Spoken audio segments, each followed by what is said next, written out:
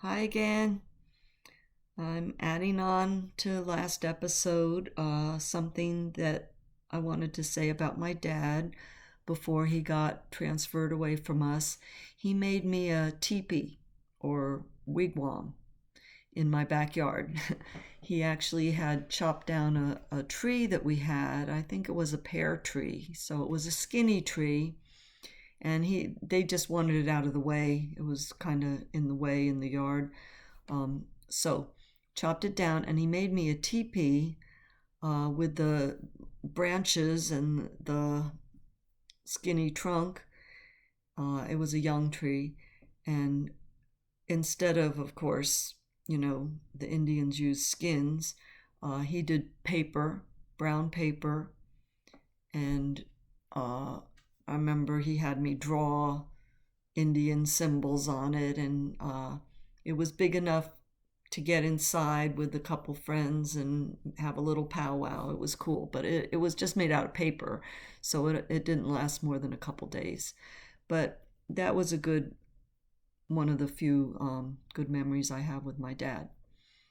And I wanted to a couple other things about my mom that uh, when I was little, I would have to read to her if I had any papers coming home from school. You know how they would, especially the first days of school, they always have these papers and they want you to read and fill out forms and sign everything. And I was always the one from as back since I was second or third grade. I always filled out all the forms myself. My mom just signed them because she couldn't read. And I mean, she could only read the simplest things. She couldn't understand all that. That was way too much for her. And when I was absent, I would write my own note. Even in the third grade, I would write my note. Susie was sick. She had a cold, whatever, and she would sign it. And that's the way it was. Well, when I was about in the fourth grade like had graduated to this other school, fourth to eighth grade, and my mom bought a new suit. She rarely dressed up at all for anything. And she did always wear high heels because she was a short little lady. She was only like 4'9" or 10, and she always wore 2.5-inch heels, always to work, everywhere. But this one day she came down with this beautiful suit. She looked so pretty, and she had bought the suit to wear to the PTA meeting. And she was just trying to be a good mom, She was doing her best, but that was her probably first and last PTA meeting that I can remember. I'm sure she didn't understand a word that was said. It was sad, but she was trying. Of course, she didn't have. Everybody was nice to her in the school. I mean, they were nice to her, but she didn't have any friends of my friends' parents. She had the Japanese friends that I already mentioned before.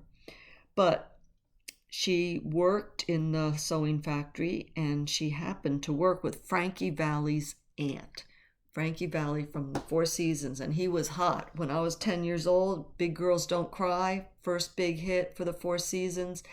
And she comes home one day and she told me that Tony Achera was her name. And there was a lot of Acheras in Long Branch, and I was close friends with a couple of them. But she was married to an Achera. Lived on 2nd Avenue. Anyway, Frankie Valli's aunt, and he was coming for Sunday dinner, and she invited me to be there for Sunday dinner with him and to take pictures and autograph and all that stuff. And my mom, kind of arranged it, and she was so excited, and I was like way, way too little and too shy to do any such thing. I had to back out. I couldn't do it. I was painfully shy even about things back then, except with my friends. I did have my friends. I actually counted today because I had so many friends back then. Between fifth grade and seventh grade, I counted 10 girlfriends that I was really close with. That we spent a lot of time together. You know, we told each other secrets. We had overnight sleepovers, and you know, 10. That's great. That's a lot. Well, I'm going to name a couple. The ones that I name will always be ones that I name in a good light, of course. But we did some crazy, adventuresome things. I'm not going to name anybody in this one, but there was a few of us that used to ride up to Twin Lights. Twin Lights was two lighthouse, but it was made of bricks. It was like a fort, and it was up there on top of the highest point on the whole eastern seaboard, all the way from Maine to Central America. Twin Lights was the highest, is still the highest point in the Atlantic Highlands. It was miles away. I don't know how many miles, but we had to ride our bikes, and we just had regular bikes. We didn't have 10 speeds or 3 speeds, or just regular old bicycles. And we rode them through Monmouth Beach, through Seabright. In Seabright, we stopped at a candy store and would load up with candy. And then we would ride through Rumson. We would go past 2 bridges, we had to go over 1 bridge, get to go up the hill, very steep hill. I think we must have walked our bikes up. I don't remember getting up there, but I sure do remember going down, because that was the craziest thing. Well, by the way, Twin Lights, it was built in 1746, I believe, pretty sure it was 46, and it was built to look out for French ships that were going to try and invade us. So that's the history of that. And the road going up, there's homes on this hill, and the road is so narrow, just enough room for 2 cars to just barely pass by, with no sidewalks or curbs or anything. And I mean, it may have changed by now, but last time I was there, that's the way it still was. So we would ride our bikes down. I mean, just coasting the whole way, but it would be coming down really fast. We could have easily got hit by a car coming up that hill, because the hill, it was curvy, and like, you're going riding, coasting down these hills, and a car could come up and not see you around the bend, and it was really, really steep, and we were really crazy, and God was with us. Our angels were with us, because it's a miracle that none of us ever got hurt. We did it many times. If we just even fell over, it would be pretty bad.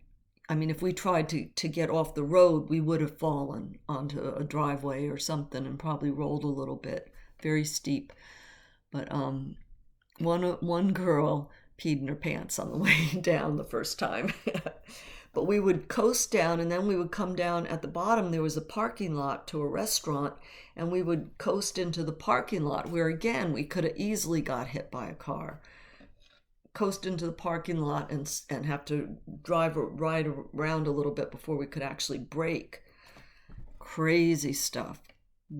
Really crazy. We were very adventuresome. Still like a good adventure. Ice skating. So when the river froze, we lived right by the river, and I had 2 friends who lived right on the river. Their backyards were on the river, Lynn and Patty. And then my other friend I had mentioned earlier, Sherry. The 4 of us one day, and Lynn was a very, very close, dear friend to me all the way up until she died. It's been a little while now. She had cancer. She died in her 50s. Patty, I just saw a couple months ago. She came to visit me here in Florida, because she has family in Florida. That was awesome. Anyway, and Sharon lives nearby, an hour away, 90 minutes away, so I get to see her every few months still. But ice skating. Okay, everybody who had skates would go ice skating after school. Once the river was frozen, it's like somebody would announce that morning, my dad said the river's safe, and then everybody gets their skates and goes down there. And boys would play hockey, the girls would do figure skating. One day I remember one crazy teenager rode his car onto the ice. So this one day, the four of us, we decided that we would ice skate from Lynn's house, which her backyard was on the river. We would ice skate all the way to Patty's house, whose backyard was also on the other side of the river. And this is the Shrewsbury River. It's like the intercoastal, or it's way, way, way bigger. I say that just because it's so close to the ocean, it was an inlet, but it was a river and big. So we're skating along, and we get to the middle of the river. And in the middle of the river, you can't see the shore on either side. That's how big it is. And nobody goes that far. Everybody stays along the shore when they're ice skating. Well, us four little girls, we were about 10 or 11 years old. We were out in the middle of the river, and crack, scream, Sharon fell in. Oh, Sherry. Her name is Sherry. She fell in. And it was, you can imagine, we all freaked out. But very strange. It was shallow. She was like sunk into mud, but water and then mud. Her feet were in mud, and we pulled her out, mud up to, I don't know, her knees or somewhere, and she was freezing, of course, and wet all the way up to her chest. I think she was wet. And we skated to Patty's house. We finished our ride to Patty's house and changed her clothes and everything, and she was okay. It was all good, thank God. Another time I say God was there. God was there, our angels were there. Could have been worse. We yelled and screamed before we realized that she could get out. We yelled and screamed, and nobody would have been able to hear us. We're way out in the middle of the river, couldn't see either side of the shore. So we remember that. Sharon and I, as I had mentioned in a previous episode, we were allowed more freedom than a lot of the other kids. She only had a single mom, and I told you my mom had no rules. So Sharon lived a little ways away from me, maybe about 5 or 6 blocks away from me, and we would walk to each other's house to get together, of course, and lots of times, well, especially going home, or we would even go out in the evenings when it was dark out. When we were little. We were little. But I remember we would walk in the dark, either going to her house or my house or back home alone from one or the other. And Sherry used to go to Sunday school with me, and we would sing Jesus Loves Me. Whenever we got scared, if we heard a little noise anywhere when we were walking in the dark, 2 little girls walking in the dark, and any little noise, we would just start singing, Jesus loves me, this I know. And that's what got us always, that we felt safe and nothing ever happened to us. So I guess, let's see, how much time is this? This is a short one maybe, because I didn't really plan to go much further than that. But I want to tell you that next episode is going to get good. Next episode is, well, you know what? I can add this because Halloween's coming up real soon. And in Long Branch, I'm going to tell you about Halloween, okay? First of all, we had Mischief Night the night before Halloween. And all the kids that were able to talk their parents into letting them go out would go out. And we would do some mischief, not nice things. We'd take people's garbage cans and put them in the middle of the street. Sometimes we had firecrackers, and we would throw them at people's houses and throw eggs at windows. I know it's bad. It's terrible. One time we cracked a window, throwing an egg at the window. And soap up cars and houses and uh, lots of whatever mischief we could get into. Never got in trouble for it. I think, I mean, I don't remember seeing a cop on mischief night. But we did that. And then Halloween, we would always start trick or treating right after school. Nobody waited till dark. Right after school, you run home, you get your costume on, you grab a pillowcase, and we'd be out. And we would trick or treat, get lots and lots of candy, up until it was time for dinner, and we would eat, and then everybody would go to Broadway where the Halloween parade happened. And the Halloween parade was the best parade, and it was great. It was a really fun time. On when Halloween fell on the weekends, we would start early in the morning on a Saturday. I don't know about Sunday. I think Sunday we started in the afternoon because of church, but on Saturdays we would start trick-or-treating at like 9, 10 in the morning, and we would trick-or-treat all day, and almost like half of that pillowcase would get full of candy, that much. It would get heavy. Sometimes we would have to go home and dump it because it was too heavy to carry, and go get more. And until it was time for the parade in the evening. Everybody went to the parade. That was great, great memories.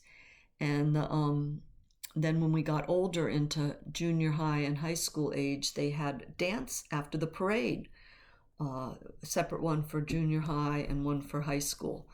And the high school one was at the National Guard Armory, and the junior high one, I don't remember. I didn't go to the junior high one, but they had one, I think, I'm pretty sure. So those were cool memories of Long Branch. What a great place to grow up. And tomorrow or next time, I'm going to talk about 6th grade, which was a very fun year. A lot of cool things happened, and we were all starting on that teenage, pre-teen attitude, and are just doing some crazy stuff. One more thing before, because I think this happened before 6th grade, probably in the 5th grade, but me and a couple little girls who were really good little girls, there was a laundromat, and we would go in there when it was cold, to hang out, because it was cold, and sometimes we just go in for a little bit to warm up a little bit, and we'd be back outside, but sometimes we would hang out longer. And we would do bad things in there. Like sometimes we would, if anybody had a nickel or a dime, we would buy soap and put extra soap in the laundry, and it would all overflow.